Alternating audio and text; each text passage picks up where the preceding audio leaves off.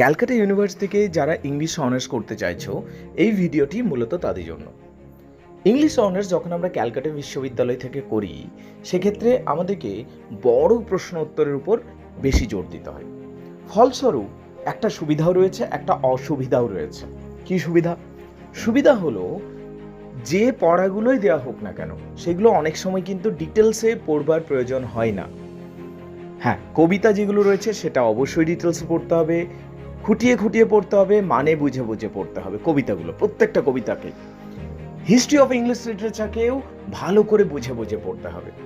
কিন্তু ধরো গল্প, নাটক, এই যে বিষয়গুলো রয়েছে বা উপন্যাস, যেহেতু বড় প্রশ্নই মূলত রয়েছে এখানে, এখানে সব বড় প্রশ্ন, তাই ব্রড কোয়েশ্চেন্স মানে বড় প্রশ্ন লেখার অভ্যাস করতে হবে এবং খুব প্রেডিক্টেবল সাজেশন মোটামুটি আসে, বোঝা যায়, এবং বড় প্রশ্ন যদি ভালো করে করে নেয় তাহলেই কাজ